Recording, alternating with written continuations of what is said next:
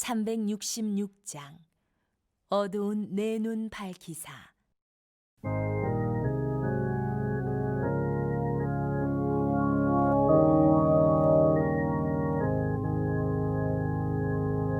어두운 내 눈 밝히사 진리를 보게 하소서.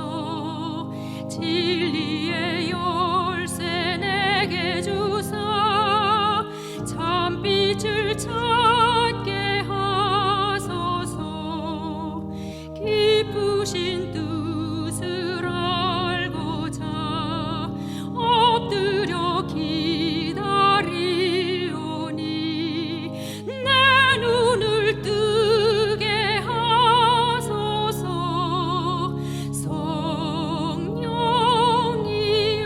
성령이여 막혀진 내 귀 여시사 주님의 귀한 음성을 이 귀로 밝히 들을 때에 내 기쁨 한량 없겠네.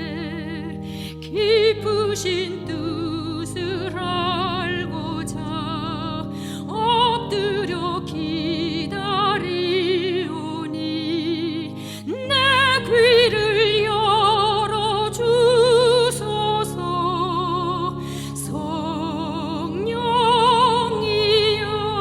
성령이여 봉해진 내 입 여시사 복음을 널리 전하고 차가운 내 맘 녹여주사 사랑을 하게 하소서. 기쁘신 뜻을 알고자 엎드려 기다리오니 내 입을 열어 주소서.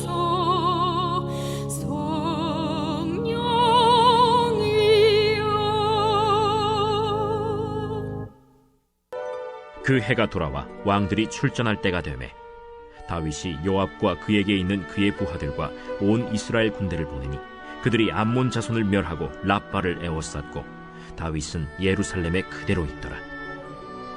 저녁 때에 다윗이 그의 침상에서 일어나 왕궁 옥상에서 거닐다가 그곳에서 보니 한 여인이 목욕을 하는데 심히 아름다워 보이는지라. 다윗이 사람을 보내 그 여인을 알아보게 하였더니 그가 아뢰되 그는 엘리암의 딸이요 햇사람 우리아의 아내 바세바가 아니니까. 다윗이 전령을 보내어 그 여자를 자기에게로 데려오게 하고 그 여자가 그 부정함을 깨끗하게 하였으므로 더불어 동침하매 그 여자가 자기 집으로 돌아가니라. 그 여인이 임신하매 사람을 보내 다윗에게 말하여 이르되 내가 임신하였나이다. 다윗이 요압에게 기별하여 햇사람 우리아를 내게 보내라. 요압이 우리아를 다윗에게로 보내니 우리아가 다윗에게 이르매 다윗이 요압의 안부와 군사의 안부와 싸움이 어떠했는지를 묻고 그가 또 우리아에게 이르되 내 집으로 내려가서 발을 씻어라. 우리아가 왕궁에서 나가매 왕의 음식물이 뒤따라가니라. 그러나 우리아는 집으로 내려가지 아니하고 왕궁 문에서 그의 주의 모든 부하들과 더불어 잔지라. 어떤 사람이 다윗에게 아뢰되 우리아가 그의 집으로 내려가지 아니하였나이다. 다윗이 우리아에게 이르되 내가 길 갔다가 돌아온 것이 아니냐. 어찌하여 내 집으로 내려가지 아니하였느냐. 언약궤와 이스라엘과 유다가 야영 중에 있고 내 주 요압과 내 왕의 부하들이 바깥들에 진치고 있거늘 내가 어찌 내 집으로 가서 먹고 마시고 내 처와 같이 자리이까. 내가 이 일을 행하지 아니하기로 왕의 살아계심과 왕의 혼의 살아계심을 두고 맹세하나이다. 오늘도 여기 있으라. 내일은 내가 너를 보내리라. 우리아가 그날에 예루살렘에 머무니라. 이튿날 다윗이 그를 불러서 그로 그 앞에서 먹고 마시고 취하게 하니 저녁 때에 그가 나가서 그의 주의 부하들과 더불어 침상에 눕고 그의 집으로 내려가지 아니하니라. 아침이 되매 다윗이 편지를 써서 우리아의 손에 들려 요압에게 보내니 그 편지에 써서 이르기를 너희가 우리아를 맹렬한 싸움에 앞세워두고 너희는 뒤로 물러가서 그로 맞아 죽게 하라. 요압이 그 성을 살펴 용사들이 있는 것을 아는 그곳에 우리아를 두니 그 성 사람들이 나와서 요압과 더불어 싸울 때 다윗의 부하 중 몇 사람이 엎드러지고 햇사람 우리아도 죽으니라. 요압이 사람을 보내 그 전쟁의 모든 일을 다윗에게 보고할세.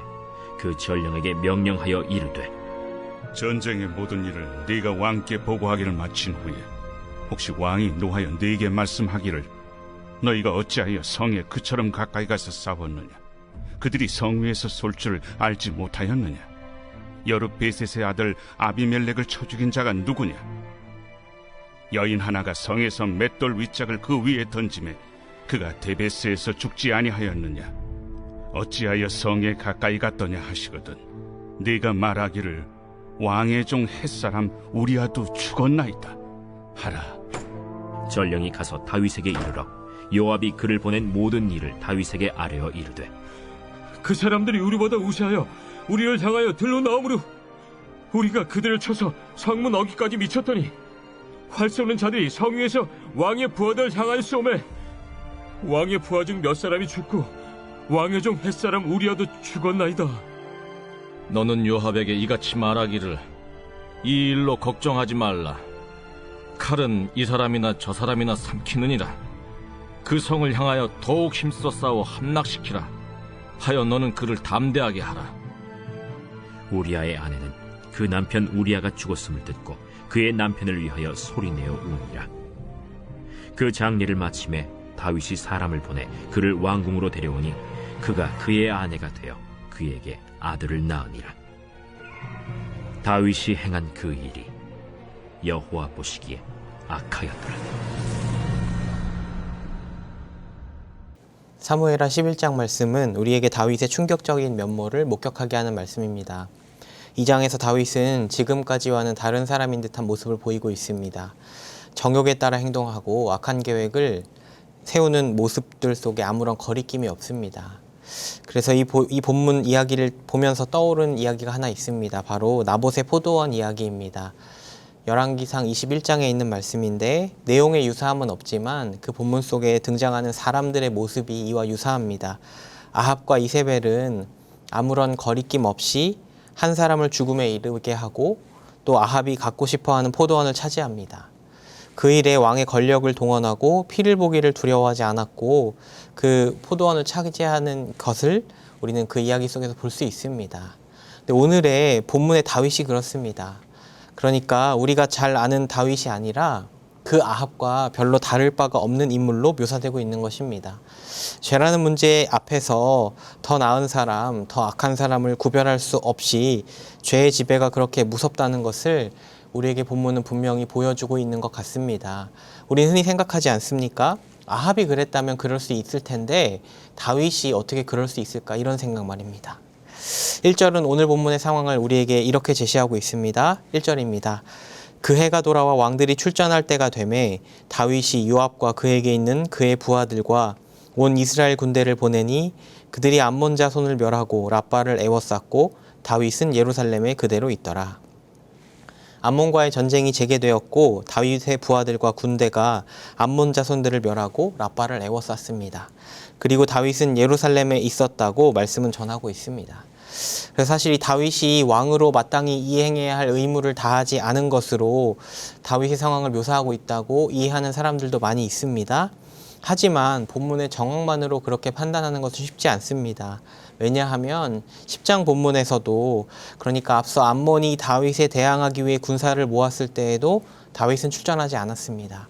10장 6절과 7절입니다. 암몬 자손들이 자기들이 다윗에게 미움이 된 줄 알고 암몬 자손들이 사람을 보내 벤르홉 아람 사람과 소바 아람 사람의 보병 2만 명과 마아가 왕과 그의 사람 1,000명과 돕 사람 12,000명을 고용한지라.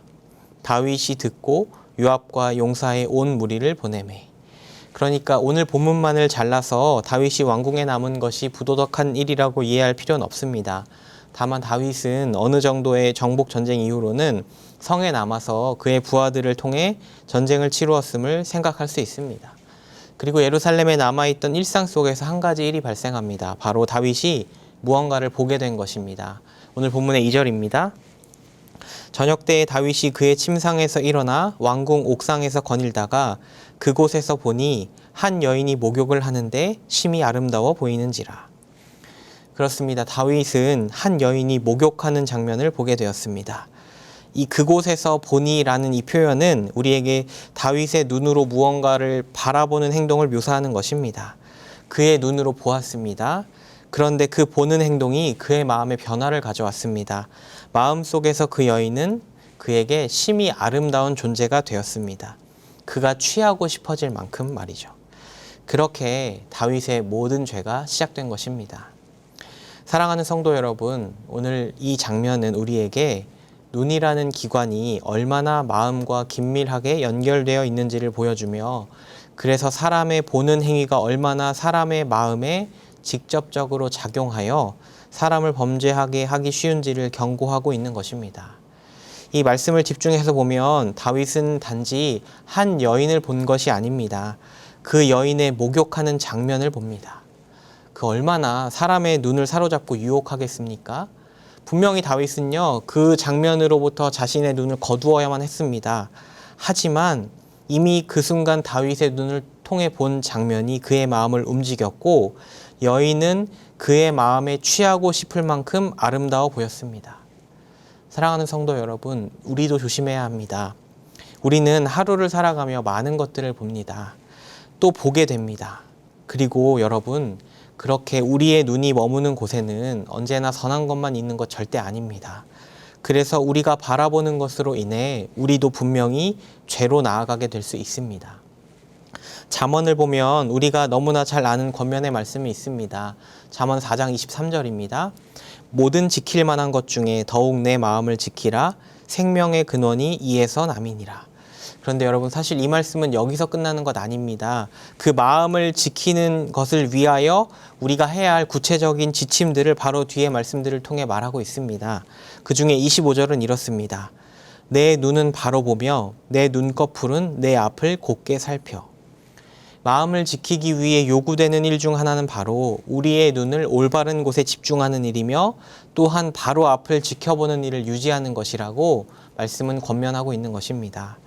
전체적인 그 마음을 지키라는 말씀의 정황에서 보자면, 올바른 길, 곧 꼴을 향해 나아가는 여정에서요, 눈을 다른 곳으로 절대 돌리지 말고 오직 곧은 길에 집중하며 바로 앞을 잘 살피라는 것입니다. 사랑하는 성도 여러분, 마음을 지킵시다. 그런데 더욱 우리의 눈을 지킵시다.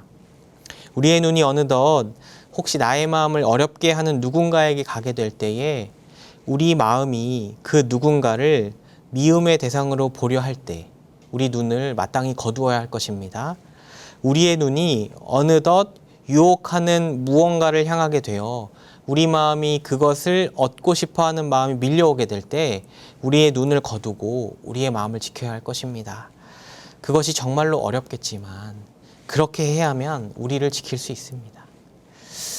오늘 본문의 말씀은 바라봄으로 시작된 이 죄가 얼마나 잔인하게 또 즉각적으로 끔찍한 열매를 낳아가는지를 이후의 말씀들을 통해 계속해서 우리에게 증언하고 있습니다. 다윗의 눈에 아름답게 또 취하고 싶을 만큼 좋게 보인 여인에 대해서 다윗은 궁금해져서요, 이제 알아봅니다. 3절의 말씀입니다.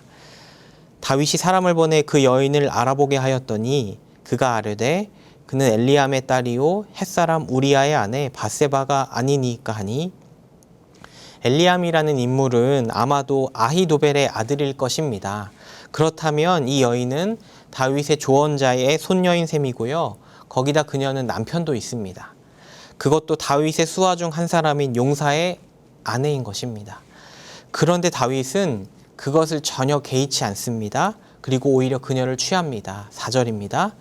다윗이 전령을 보내어 그 여자를 자기에게로 데려오게 하고 그 여자가 그 부정함을 깨끗하게 하였으므로 더불어 동침함에 그 여자가 자기 집으로 돌아가니라. 앞서 말했듯이 오늘 본문의 말씀이 정말로 신기한 것은 다윗의 그 모든 행동에 그 어떤 거리낌이 없다는 사실입니다. 그녀와 더불어 동침하기까지 그는 왕의 권한으로 이 모든 일을 속히 이루었습니다. 그리고 여기서 끝나지 않습니다. 여인이 임신했다는 소식을 듣고 다윗은 이제 자기 죄를 은폐하기 위한 계략을 꾸밉니다.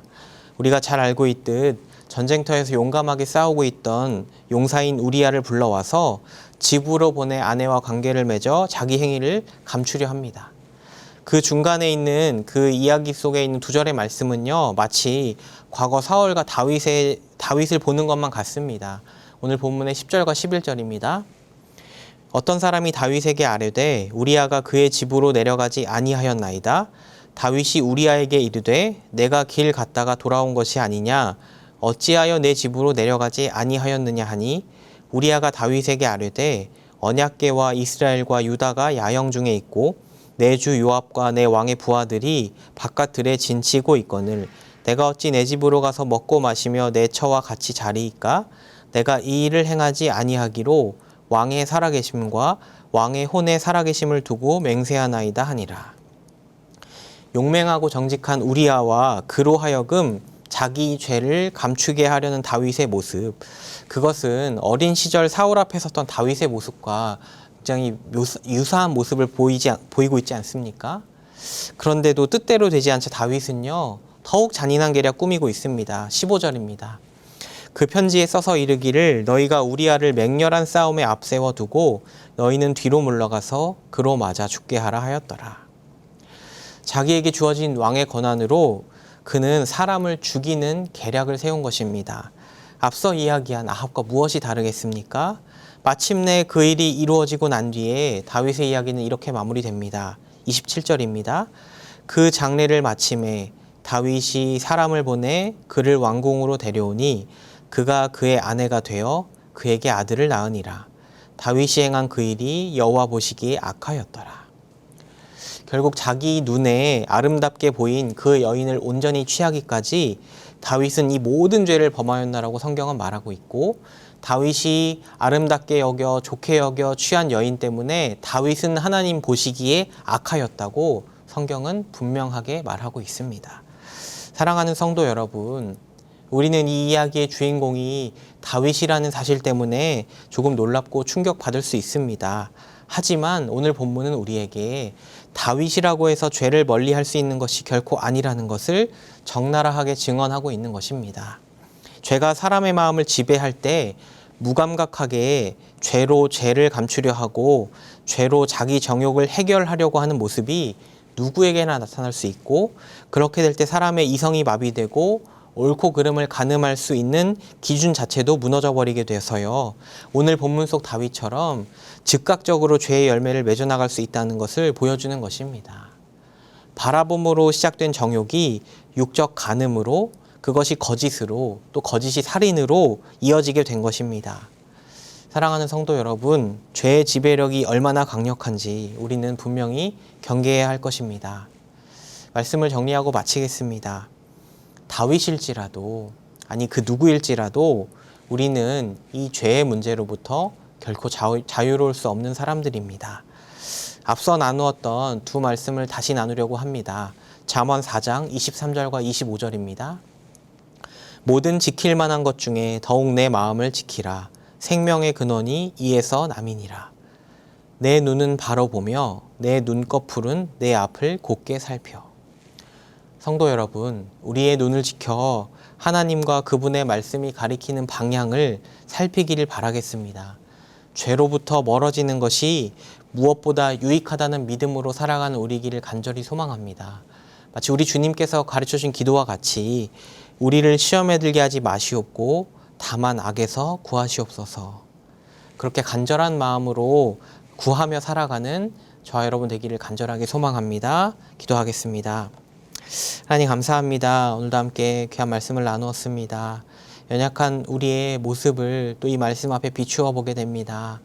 하나님 마음에 합한 자라 하였던 다윗이지만 그도 바라봄으로 인하여 마음에 생겨난 정욕을 제어하지 못하고 그대로 마음을 죄에 내어주어 죄의 열매들을 낳은 모습을 우리가 보게 됩니다.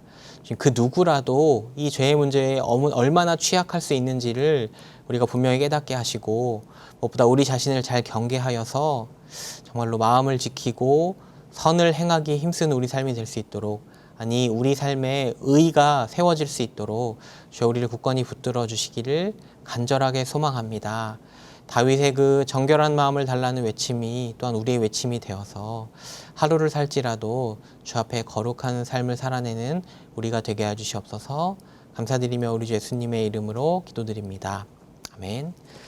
지금은 우리 주 예수 그리스도의 은혜와 하나님 아버지의 크신 사랑과 성령 하나님의 교통 인도하심이 함께 말씀을 나눈 귀한 성도님들 위해 이제로부터 영원토록 함께 있을지어다. 아멘.